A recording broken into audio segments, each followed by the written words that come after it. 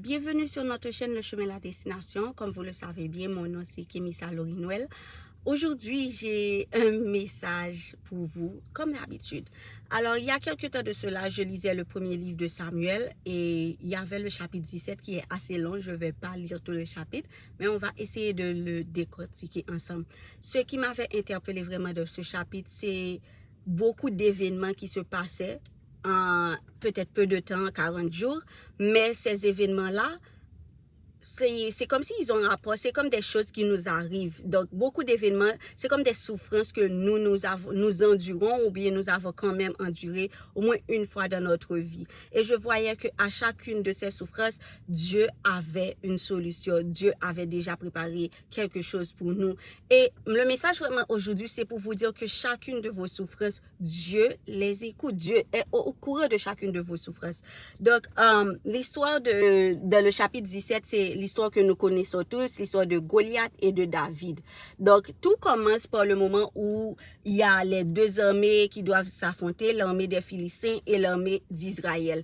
Puis là, il arrive que Goliath se présente devant l'armée d'Israël. Et la Bible fait mention de la hauteur de Goliath qui mesure 3 mètres et il fait mention, elle fait mention aussi de l'armure de Goliath. Ils disent que, ok, Goliath a une armure en fer, il a un bronze, il a eu quelque chose ici, vous savez, moi je m'y connais pas trop en guerre, donc je connais pas tous les noms des armures. Donc, je me disais, mais pourquoi la Bible, pourquoi l'auteur qui a écrit ce chapitre voulait vraiment faire mention de tout ce que Goliath, comme si non seulement de la taille, de la hauteur, du physique de Goliath, mais aussi voulait faire mention de ce que portait Goliath. C'était une façon aussi, c'est un peu comme nous.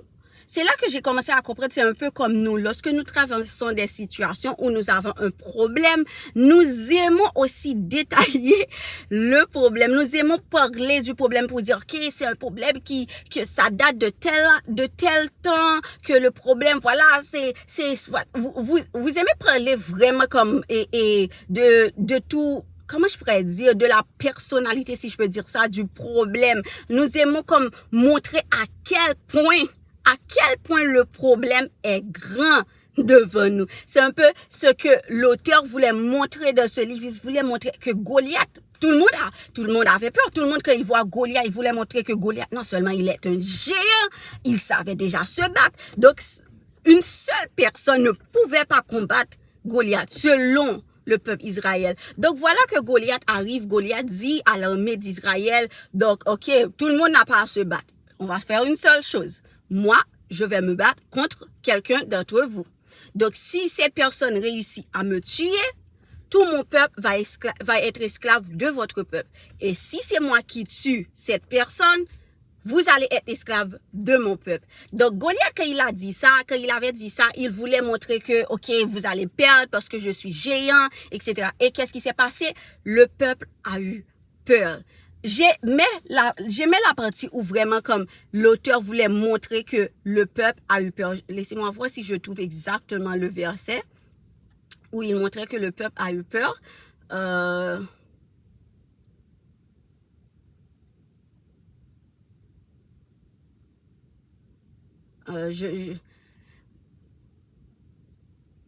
Voilà, dans le verset 11, il dit, Saül et tout Israël entendirent ces paroles du Philistin. Saül, qui est le roi aussi, entendirent ces paroles du Philistin et ils furent effrayés et saisis d'une grande crainte. Ils furent effrayés et saisis. J'aimais cette partie parce que ça nous montre que parfois quand on a peur, c'est normal d'avoir peur, surtout face à un problème qui est géant devant vous. Donc, Dieu se soucie aussi de nos peurs. Parfois, quand nous avons peur, certaines personnes nous disent, ah, tu dois pas du tout avoir peur. Si tu as peur, ça montre que tu n'as pas la foi en Dieu, ça montre que tu doutes de Dieu, ça montre que, non, parfois la peur, c'est pas signe que nous doutons de Dieu. La peur, c'est signe, c'est quand on voit notre problème. Ils avaient pas peur ils avaient pas peur parce qu'ils doutaient de Dieu. Ils avaient peur parce que le problème qu'ils avaient en face, le géant qu'ils avaient en face, c'était énorme. Et ils se sentaient qu'ils n'avaient pas la capacité à combattre ce géant. Souvenez-vous bien, il y avait des fois où l'armée d'Israël devait aller en guerre et ils n'avaient pas peur. Ils se sentaient, OK, on est prêt à aller en guerre, on va combattre et on va gagner. Mais cette fois-ci, c'est pas la même chose. Ils se trouvaient en face de problèmes où ils se disaient, on peut rien faire. On n'a pas la capacité de combattre ce problème. On n'a pas les moyens de combattre ce problème. Même le roi lui-même, il se dit, moi qui suis le roi, qu'est-ce que je peux faire? Et même les gens qui sont de l'armée, c'est-à-dire, ils se sont préparés, ils savent se battre, ils savent porter des armures, ils savent comment, ils ont comment je peux dire ça? Ils ont les astuces de comment se battre. Parce que personne n'est dans l'armée et ne sait comment se battre. Donc, ils se disent, face à ce problème, nous sommes liés. Nous ne pouvons rien faire. Et c'est de même pour vous. Lorsque vous voyez une situation, un problème qui est devant vous, vous avez peur parce que vous savez que vous-même, vous ne pouvez pas combattre ce problème. Vous-même, ce géant est trop grand pour vous. Vous-même, c'est impossible. Il y a un verset de la Bible qui dit, aux hommes, cela était possible, mais à Dieu encore, tout est possible. Donc, si vous faites face à un problème, en ce moment dans votre vie, un problème géant auquel vous ne pouvez rien faire, vous ne pouvez pas combattre, vous avez peut-être essayé, mais tout ce que vous avez essayé depuis des années, des jours, je ne sais pas, des semaines, mais vous ne pouvez rien faire, vos mains sont quasiment liées. Je veux vous dire aujourd'hui que aux hommes, à vous, oui, c'est impossible. Oui, c'est impossible pour vous, mais cela n'est pas impossible pour Dieu. Rappelez-vous ça de votre peur. Rappelez-vous ça que vous pouvez laisser à Dieu diriger votre vie. Vous pouvez laisser à Dieu diriger vos mains. Vous pouvez laisser à Dieu diriger vos pas. Et vous pouvez laisser à Dieu ce problème-là qui est trop géant pour vous. Dieu ne laisse pas un problème arriver dans votre vie parce qu'il veut vous détruire, mais parce qu'il veut aussi vous montrer sa gloire. Parfois, c'est vrai, Dieu va vous dire, va faire telle chose et ça va se résoudre. Mais parfois, Dieu va utiliser peut-être quelqu'un d'autre. Parfois, il va faire d'une autre façon. Parfois, il va pas vous utiliser pour résoudre pour donner la solution, pour briser ce problème. Parfois, lui-même, il va venir et montrer sa gloire. Puis là, on continue. Là, il parle de pendant 40 jours. Entendez bien, 40 jours, ils sont face, l'armée d'Israël est en face des Philistins, de l'armée des Philistins. Ils sont en face de Goliath, on va dire, parce que c'est Goliath qui veut se battre. Puis là, Goliath, pendant 40 jours, il n'arrête pas de leur dire, mais venez vous battre, je vais vous manger, je vais vous donner vos cadavres, vos oiseaux, je vais vous tuer. Il n'arrête pas de les faire peur. Et là, ils sont restés devant leurs problèmes. Mais remarquez bien, ils ne fuient pas. Ils ne fuient pas. Ils n'ont pas, parce que ils étaient comme chaque armée était sur une colline. Donc, il y avait une vallée qui les séparait. Ils auraient pu dire, bon, on doit fuir rapidement, on doit fuir. Mais ils savaient que là où ils étaient, le pays qu'ils avaient, c'était le pays que Dieu leur avait donné. Donc, ils ne pouvaient pas fuir. Ils ne pouvaient pas aller se cacher. Ils étaient face. Il y a des fois de votre situation, des fois vous essayez de fuir le problème, mais à un moment donné, il n'y a plus de fuite. Vous êtes en face. Vous êtes en face du problème. Vous ne pouvez plus fuir. Peut-être que vous ne pouvez pas, comme si, faire quelque chose pour arranger la situation, mais vous ne pouvez plus fuir. Puis là, pendant 40 jours, Goliath est en train de les faire, de les intimider, de leur dire beaucoup de choses. Et nous vivons cela aussi. Parfois, c'est peut-être pas 40 jours. Parfois, c'est peut-être 2 ans, 3 ans, 4 ans, 10 ans. Parfois, c'est même des semaines. Parfois, c'est même une journée. Honnêtement, une journée face à une situation qui est impossible devant vous, c'est comme, honnêtement, ça peut ressembler à un an. Une journée où tes pensées te disent, ok, ce que tu vis là, c'est ta fin, Dieu va pas t'aider, ou bien il y a d'autres personnes qui essaient de te faire décourager, ou bien vous voyez que la situation s'aggrave, vous vous dites, oh mon Dieu, qu'est-ce qui va se passer? Oh mon Dieu, chaque jour, c'est comme une pénitence pour vous. Donc, ils ont passé 40 jours. Peut-être pour vous, vous vous dites, 40 jours, c'est rien comparativement à moi. Je vis ça depuis 4 ans. Moi, je vis ça depuis 2 ans. Moi, je vis ça depuis 1 an. Donc, 40 jours. Mais sachez que pour eux, 40 jours, ça dépend du problème aussi. Parce qu'il y a des problèmes, même une journée de ce problème-là. Une journée de ce problème-là, c'est comme une pénitence, c'est comme 1 an, 10 ans de ce problème. Il y a certains problèmes que 4 ans, ok, ça va. 4 ans, c'est déjà trop même. Mais ok, ce problème-là, ok, c'est pas encore si grave. Mais quand ça arrive à un point où ça devient très grave, parce qu'au commencement, c'était juste l'armée contre l'armée des Philistins, contre l'armée d'Israël. Mais à un moment, c'est devenu un géant, un seul géant contre une seule personne qui n'est même pas une géante. Donc là, c'est devenu, le problème s'est empiré. Et pendant 40 jours, ce géant-là n'arrête pas d'essayer d'insulter le Dieu d'Israël et de dire, ok, vous allez mourir, vous allez ok, le Dieu d'Israël ne va pas vous sauver, etc. Et c'est ce que l'ennemi nous met en tête la plupart du temps quand on a des problèmes. Dieu ne va pas te secourir. Peut-être tu avais fait quelque chose de mal. Dieu ne va pas te secourir parce que ça fait longtemps que tu es là. Et peut-être qu'ils se sont dit, ça fait 40 jours qu'on voit Goliath, 40 jours. Et où est Dieu? Où est Dieu depuis ces 40 jours? Pourquoi Dieu n'a pas encore parlé? Même Saül, peut-être qu'il se demande, mais où est Dieu? Moi qui suis un roi, qu'est-ce que je peux leur dire? Moi-même, j'ai peur. Même, des fois, même la personne que tu t'attendais qui allait t'encourager ne peut même plus t'encourager. Parfois, tu t'attendais peut-être que le pasteur de ton église allait te dire voilà quoi faire, ou bien qui allait prier pour toi. Mais même le pasteur sur qui tu comptais ne peut rien faire pour toi. L'armée d'Israël, peut-être c'est l'armée, ils avaient un roi, peut-être ils comptaient que, peut-être qu'ils pensaient que le roi allait se battre. Mais même le roi, lui, il avait peur. Donc, pendant 40 jours, l'ennemi faisait peur à Israël. Donc, toi aussi, peut-être pendant plusieurs moments, l'ennemi te fait peur depuis quelques jours, depuis quelques années, depuis quelques semaines, quelques mois. L'ennemi te fait peur. Mais prends courage parce que Dieu a une solution. Peut-être que oui, pendant ces 40 jours, il n'entendait pas Dieu.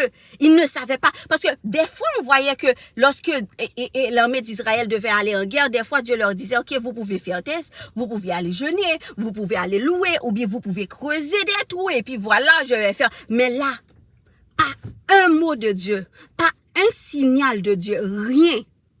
Mais je vous rappelle encore une fois, Dieu a une solution. Puis là, c'est à ce moment que rentre David. Puis là, le père de David, qui a 8 fils, dit à David, parce que David avait 3 frères qui étaient aussi de l'armée d'Israël. Puis là, le père de David, il n'a plus de nouvelles de ses enfants, de ses 3 fils. Il ne sait pas comment se passe la guerre et tout. Puis là, il dit, David, prends de la nourriture, va voir comment vont tes frères. Puis David arrive, c'est là qu'il entend Goliath en train d'insulter l'armée de Dieu, d'insulter l'armée d'Israël. Et là, David se dit, mais comment quelqu'un a l'audace d'insulter l'armée d'Israël? Puis là, il entend les soldats dire, ok, celui qui combat Goliath, le roi va lui donner sa fille, toutes des richesses, et la famille de ce soldat qui va combattre Goliath, qui va tuer Goliath, n'aura plus à payer des impôts, la famille sera en paix et tout et tout. Puis là, David, il dit, mais ok, il commence à se poser des questions. Puis là, à un moment, ses frères qui sont là, il y a un de ses frères qui lui dit, qu'est-ce que tu fais là? Je connais ton cœur, tu es orgueilleux, va-t'en quelque chose comme ça. Puis là, il dit, mais qu'est-ce que je fais de mal? Et lui, David dit, mais qu'est-ce que j'ai fait de mal? Je fais que poser des questions pour savoir qu'est-ce que le roi va donner à celui qui combat ce Goliath. C'est pas qu'il voulait la richesse, c'est pas qu'il voulait la gloire. Au contraire, lui, il était énervé. Puis là, le roi entend que quelqu'un n'arrête pas de poser des questions et puis il fait appeler David. Puis il dit à David, j'entends que tu poses des questions et tout. Puis là, David dit, ne t'inquiète pas, je vais combattre Goliath pour toi. Puis le roi lui dit, mais t'es un gamin. T'es un gamin. Comment tu peux combattre Goliath? Comment tu peux faire quelque chose? En plus, t'es pas habitué t'es pas habitué à ça.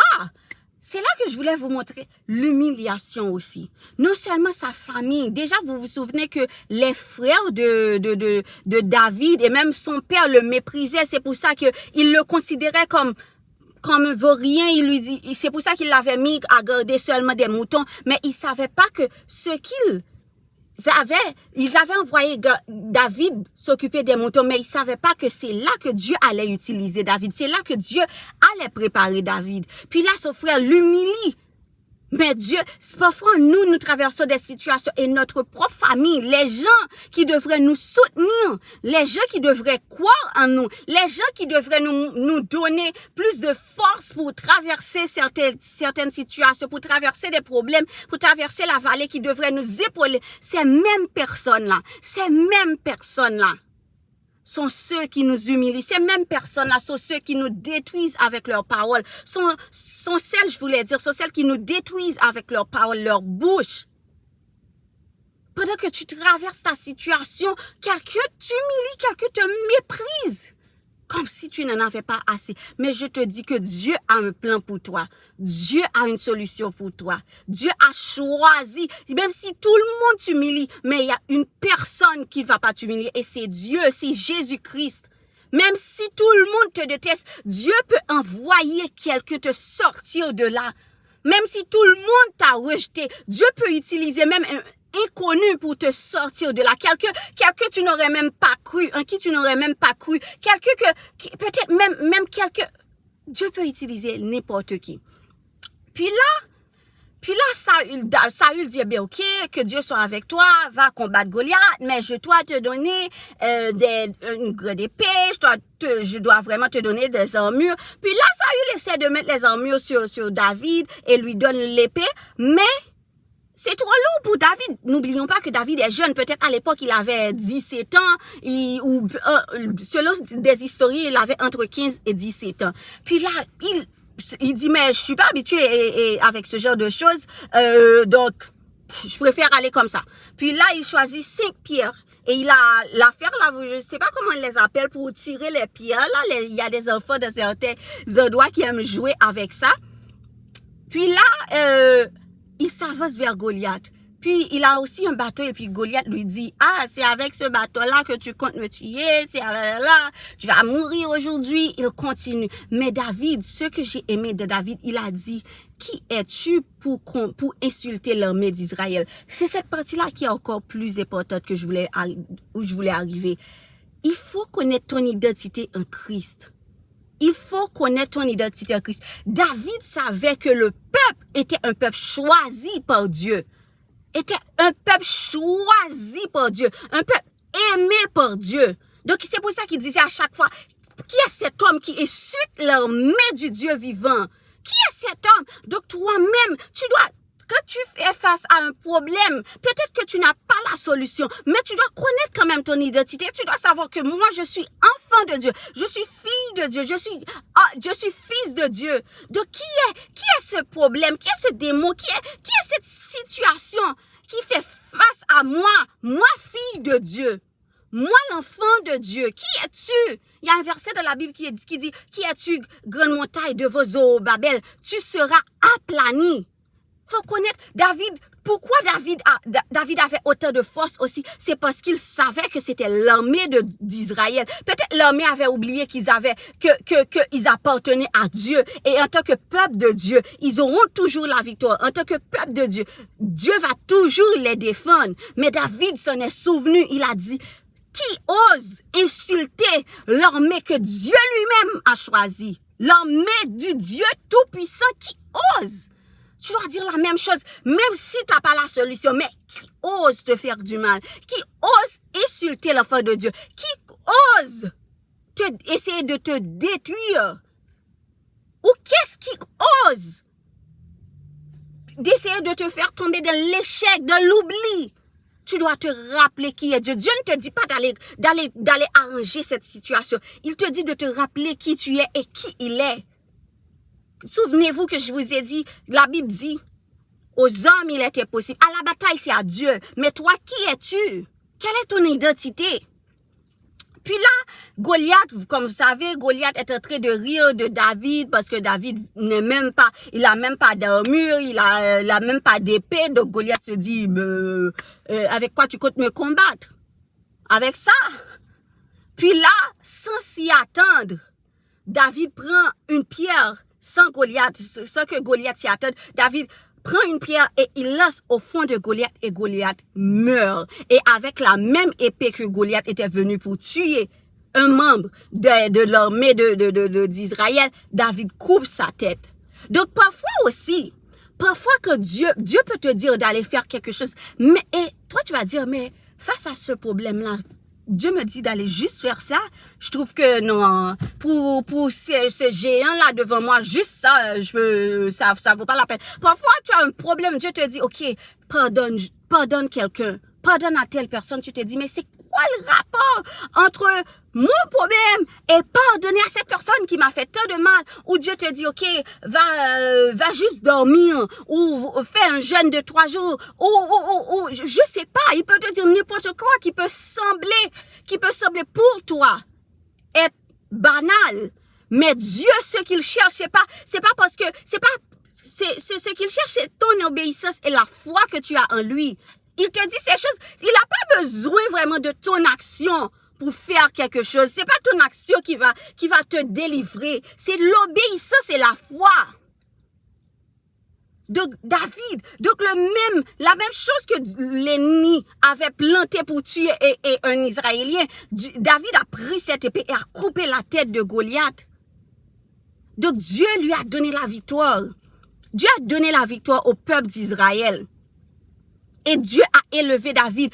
Une autre chose que je voulais mentionner aussi, c'est la préparation. Parce que lorsque David a dit à Saül qu'il allait combattre Goliath, Saül a dit, ok, tu es trop jeune, tu n'as pas les bases de l'armée et tout. Puis David a dit, mais ne t'inquiète pas, lorsque je m'occupais des moutons, quand un ours ou un lion voulait tuer ou manger un de mes moutons, ce que je faisais, je le tuais, j'arrachais le mouton de sa gueule, je coupais la tête du lion, je le tuais. Dieu était en train de préparer David au lieu où sa famille l'avait mis pour pensant que c'est un lieu d'affliction. Ce même lieu-là, Dieu était en train de préparer David. Parfois, ce moment-là, pendant 40 jours, l'ennemi était face à Goliath, mais l'ennemi ne savait pas que Dieu avait déjà envoyé quelqu'un, que Dieu avait préparé quelqu'un. Donc, David qui allait combattre Goliath, et même plus tard va combattre beaucoup de nations. Ce même David-là, des années auparavant, Dieu était en train de le préparer. Donc, ta solution était déjà là bien avant.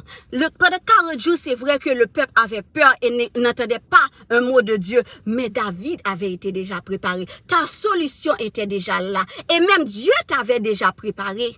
Donc, l'endroit où tu es en ce moment que tu appelles le lieu d'affliction, l'endroit que tu appelles un blocage, parce que tu vois que tu n'as pas encore trouvé de solution. Peut-être que cet endroit-là, Dieu est en train de faire quelque chose de ta vie. Peut-être que oui, tu n'as pas encore la vie que tu voulais avoir, que tu as tant rêvé d'avoir. Ça ne veut pas dire que Dieu ne va pas le faire. Mais Dieu est en train de te préparer. Ou Dieu t'avait déjà préparé quand ce problème allait arriver. Donc, sa famille l'avait mis dans un troupeau, pensant que, ok, il le rabaissait, mais il ne le rabaissait pas, parce que c'est de ce troupeau que Dieu allait apprendre à David à défendre les plus faibles, à ne pas avoir peur de ceux qui combattent les faibles. Il n'avait pas peur d'un lion, il n'avait pas peur d'un ours, il défendait les brebis. Donc, de ton moment de préparation, Dieu te rend inébranlable pour ne pas avoir peur pour ne pas avoir peur des petits problèmes. Comme ça, quand tu vas faire face à une grande muraille des années plus tard ou plus tard, des mois plus tard, que tu n'aies pas de problème. Parce que le même Dieu qui t'a préparé, le même Dieu t'a de le passer pour les autres problèmes, le même Dieu t'a préparé pour cette situation. Donc, connais ton identité. Ne regarde pas les jours, les mois, les années comme si Dieu t'avait oublié. Dieu avait déjà la solution. La solution était déjà là. Regarde à Dieu, regarde à qui tu es. Souviens-toi de ton Dieu. Souviens-toi de qui tu es. Souviens-toi de la puissance de ton Dieu. Le silence de Dieu ne veut pas dire que Dieu t'a oublié. Le silence de Dieu ne veut pas dire que l'ennemi aura mot de toi, que l'ennemi va t'étrangler, que l'ennemi va te détruire. Au contraire, Dieu avait déjà la solution. Peut-être que tu ne le connaissais pas. Saül ne savait pas qu'il y avait un David de préparation pour ce moment-là.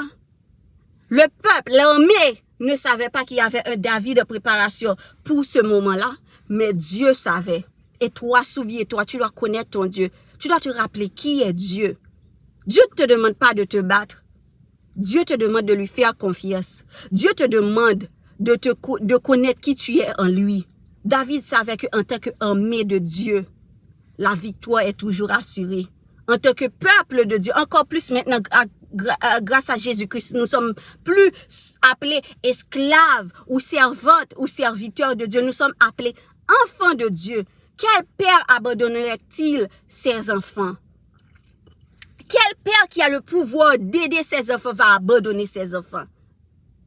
Oui, c'est vrai, ça fait des jours, des semaines, des mois, des années que tu traverses cette situation. Mais Dieu ne t'a pas oublié. Parce qu'un père n'oublie pas ses enfants.